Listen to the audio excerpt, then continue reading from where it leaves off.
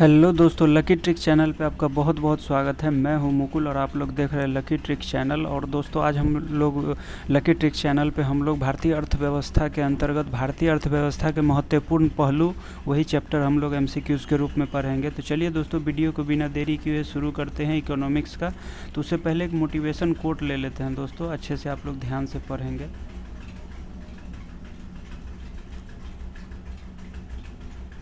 तो उम्मीद करता हूँ ये कोट आप लोगों को अच्छा लगा होगा। और जब यूट्यूब पर मेरे वीडियो को आप लोग सर्च करेंगे तो कुछ इसी तरह का आप लोग को यूट्यूब पे मिलेगा। तो आज हम लोग भारतीय अर्थव्यवस्था के अंतर्गत अर्थव्यवस्था के पहलू हम लोग यही एमसीक्यूज़ के रूप में इसी चैप्टर को पढ़ेंगे। तो चलिए दोस्तों, वीडियो को शुरू करते हैं। तो भारतीय अर्थव्यवस्था कैसी होती है और कैसी है हमारी भारत की अर्थव्यवस्था? तो मिश्रित अर्थव्यवस्था है। मिश्रित कहने का सेंस है दोस्तों यहाँ पे सरकारी और निजी दोनों का क्या है, यहाँ पे सह अस्तित्व है, यानी दोनों का मिला जुला रूप है, दोनों मिलजुल कर काम करती है, इसीलिए भारत को मिश्रित अर्थव्यवस्था कहा जाता है। सरकारी कहने का सेंस है जैसे अभी नरेंद्र मोदी की सरकार है, और निजी में टाटा, बिरला, अंबानी जितने भी हैं सभी, लक्ष्मी मित्तल, सभी निजी में आते हैं। तो ये दोनों का मिला जुला रूप है, दोनों को मिलजुल कर काम करते हैं, इसीलिए मिश्रित अर्थव्यवस्था। अब है आगे दोस्तों, मिश्रित अर्थव्यवस्था का क्या अभिप्राय है? तो हम लोग अभी पढ़े, मिश्रित अर्थव्यवस्था का अभिप्राय है सरकारी एवं निजी क्षेत्र का सह-अस्तित्व। अब तीसरा क्वेश्चन देखते हैं, आर्थिक विकास के दृष्टिकोण से भारत की गिनती होती है तो किसमें होती है गिनती? विकासशील राष्ट्र के रूप में। एक होता है दोस्तों विकसित, एक विकासशील और एक अल्प विकसित।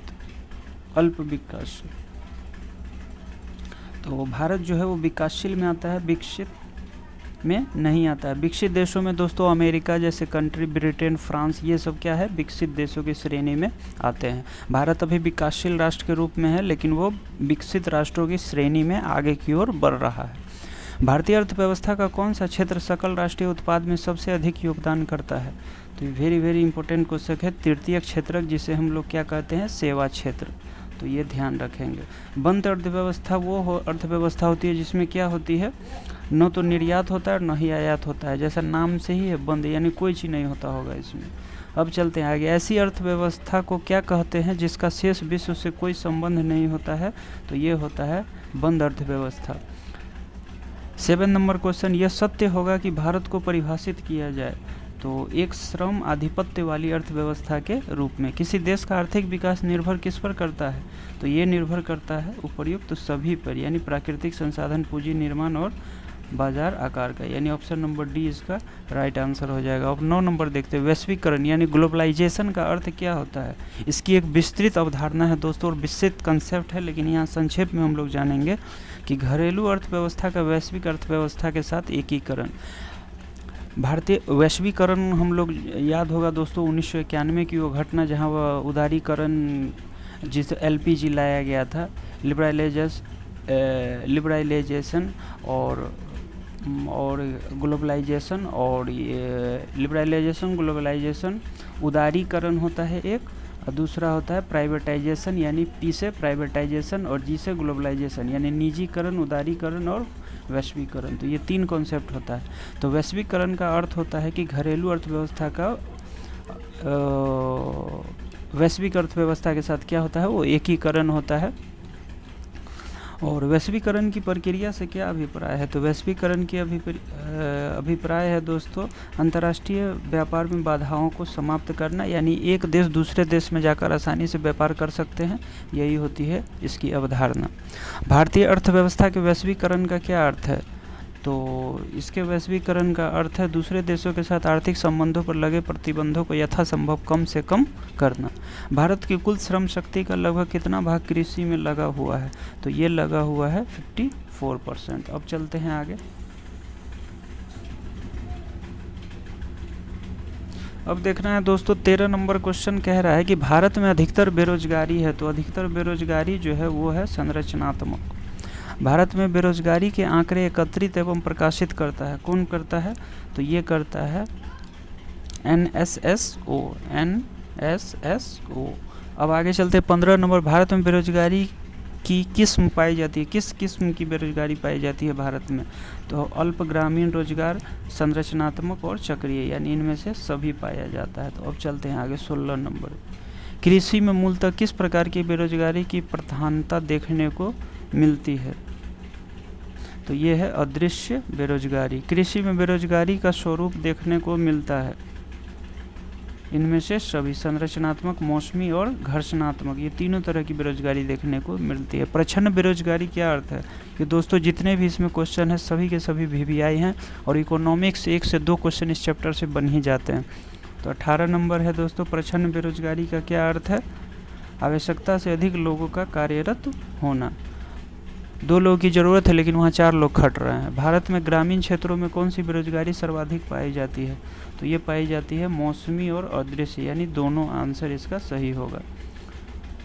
वर्तमान समय में देश में किस प्रकार की बेरोजगारी की समस्या बहुत अधिक गंभीर समस्या बनी हुई है? तो यह है शिक्षित बेरोजगारी। इसको लेके प्रोटेस्ट भी आजकल हमारे देश में चलता है और अभिनय सर के नेतृत्व में मोदी हमें रोजगार दो का एक काफ़ी हैशटैग चला था दोस्तों, आप लोगों को हाल ही में याद होगा।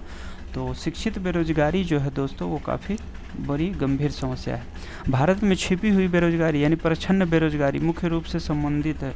तो किससे संबंधित है? तो ये संबंधित है कृषि क्षेत्र से और ग्रामीण क्षेत्र से, यानी 1 और 2।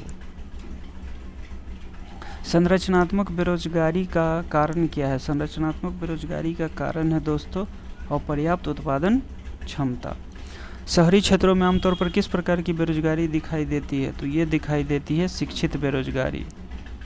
प्रच्छन्न बेरोजगारी का अर्थ सामान्यतः है जहाँ क्या होता है, श्रम की सीमांत उत्पादकता शून्य होती है। किस प्रकार के बेरोजगारी में स्नातक एवं स्नातकोत्तर डिग्री वाले युवा नौकरियां प्राप्त नहीं कर पाते हैं? तो ऑब्वियसली है ये ग्रेजुएट और पोस्ट ग्रेजुएट की बात कर रहा है, तो शिक्षित के श्रेणी में ये बात कर रहा है। तो अब चलते हैं आगे 26 नंबर क्वेश्चन। बेरोजगारी तब होती है जब लोगों को वर्ष के कुछ महीनों के दौरान रोजगार नहीं मिल पाता है। तो ये है मौसमी। प्रच्छन्न बेरोजगारी को और किस नाम से जाना जाता है? तो ये है अल्प रोजगार। प्रच्छन्न बेरोजगारी निम्न में से किसकी एक विशेषता है? तो ये है कृषि की प्रच्छन्न बेरोजगारी। वर्ष के अधिकांश हिस्से में बेरोजगार रहने वाले व्यक्तियों की संख्या को क्या कहा जाता है? तो ये कहा जाता है सामान्य स्थिति बेरोजगारी। निम्नांकित में से कौन भारत में गरीबी रेखा का निर्धारण करता है? तो गरीबी रेखा का निर्धारण करता है नीति आयोग। ये पहले योजना आयोग था और 2015 में क्या किया गया था, योजना आयोग को चेंज करके बना दिया गया था नीति आयोग। अल्प विकसित देशों में गरीबी का मुख्य कारण क्या है? तो ये है आय में असमानता। भारत में निर्धनता के स्तर का आकलन किया जाता है। तो ये किया जाता है परिवार के उपभोग व्यय के आधार पर। अब चलते हैं आगे। परिवार कितना व्यय करता है उसके आधार पर गरीबी निर्धारण करते हैं। मुख्यतः गरीबी और दोस्तों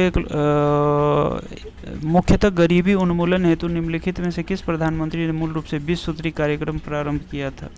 तो ये किया था इंदिरा गांधी। किस राज्य को अत्यधिक कुपोषण के कारण भारत का इथियोपिया कहा जाता है? तो ये कहा जाता है मध्य प्रदेश को। तो ये काफ़ी वेरी इंपॉर्टेंट हो जाता है ऐसे क्वेश्चन। निम्नलिखित में से कौन सा एक सूचकांक भारत में गरीबी की तीव्रता की माप के लिए सबसे उपयुक्त है? तो ये उपयुक्त है बहुआयामी गरीबी सूचकांक। निम्नलिखित में से कौन सा कार्यक्रम ग्रामीण भारत में गरीबी दूर करने हेतु था? तो ये था कौन? इनमें से सभी, यानी IRDP, ट्राइसम और नरेप। अब आगे है कि भारत में नगरीय गरीबी की जड़ें ग्रामीण क्षेत्रों में निहित है और कारण कह रहा है ग्रामीण क्षेत्रों में शिक्षा का स्तर क्या है, नीचा है। तो इसमें से जो होगा वो राइट आंसर क्या हो जाएगा? तो देख लेते हैं इसमें ऑप्शन क्या क्या दिया हुआ है।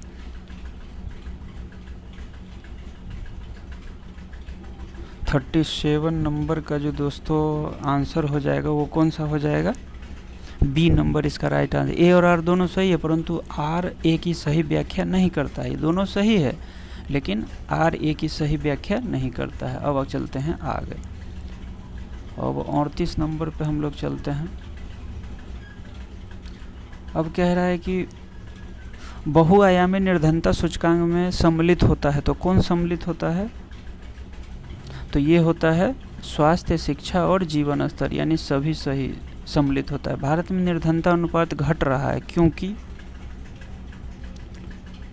15 से 59 वर्ष की जनसंख्या सापेक्षता अधिक है। वर्ल्ड डेवलपमेंट रिपोर्ट जिसका वार्षिक प्रकाशन है, कौन प्रकाशित करता है वर्ल्ड डेवलपमेंट रिपोर्ट? तो ये करता है IBRD। मानव विकास सूचकांक यानी ह्यूमन डेवलपमेंट इंडेक्स किसने बनाया था? तो ये बनाया था दोस्तों UNDP। मानव विकास की अवधारणा निम्नलिखित में से किसके द्वारा दी गई थी? तो ये दी गई थी दोस्तों, सॉरी दोस्तों, यहाँ पे माफ़ी चाहूँगा, मानव विकास की अवधारणा दी गई थी महबूब उल हक के द्वारा। निम्नलिखित में कौन सा मानव विकास सूचकांक का हिस्सा नहीं है? तो ये नहीं है, कौन सा नहीं है? तो ये है सकल नाम निवेश दर जो है वो हिस्सा नहीं है। मानव विकास सूचकांक HDI का आधार क्या है? तो ये है स्वास्थ्य, शिक्षा, जीवन स्तर। राज्य स्तरीय मानव विकास रिपोर्ट जारी करने वाला प्रथम राज्य कौन सा था? इस तरह के क्वेश्चन वेरी इंपॉर्टेंट हो जाते हैं, तो ये होगा मध्य प्रदेश। संयुक्त राष्ट्र विकास कार्यक्रम UNDP की मानव विकास रिपोर्ट की तर्ज पर भारत की पहली मानव विकास रिपोर्ट कब जारी की गई थी? तो ये की गई थी अप्रैल 2002 में। UNDP की मानव विकास रिपोर्ट में भारत को किस श्रेणी में रखा गया है? तो ये रखा गया है मध्यम मानव विकास की सूची में। निम्नलिखित में से कौन सा मानव विकास सूचकांक का माप नहीं है? तो ये कौन सा है? लिंग जो है वो मानव विकास का माप नहीं है, बाद बाकी तीनों है। निम्नलिखित में से कौन सा एक असमानता घटाने का उपाय नहीं है? तो ये अर्थव्यवस्था का उदारीकरण जो है वो असमानता घटाने का उपाय नहीं है। तो दोस्तों इस चैप्टर में टोटल कुल 49 क्वेश्चन थे, तो हम लोगों ने पूरा कर लिया। तो उम्मीद करता हूँ ये वीडियो आप लोगों को पसंद आया होगा, और चैनल आप लोगों को लकी ट्रिक पसंद आए तो दोस्तों हमारे लकी ट्रिक चैनल को आप लोग ज़रूर सब्सक्राइब करेंगे, और ऐसे ही इंटरेस्टिंग वीडियो के लिए हमारे चैनल को सब्सक्राइब करें, लाइक करें और शेयर करें ज़्यादा से ज़्यादा, और कमेंट में बताएं कि आप लोगों को वीडियो कैसा लगता है। तो दोस्तों मिलते हैं ऐसे ही अमेजिंग वीडियो के साथ नेक्स्ट वीडियो में। तब तक के लिए लकी ट्रिक की ओर से आप सभी को ढेर सारी बधाइयाँ, और जीवन में आप लोग सफल हो, यही विशेष के साथ इस वीडियो को मैं एंड करता हूँ। जय हिंद, जय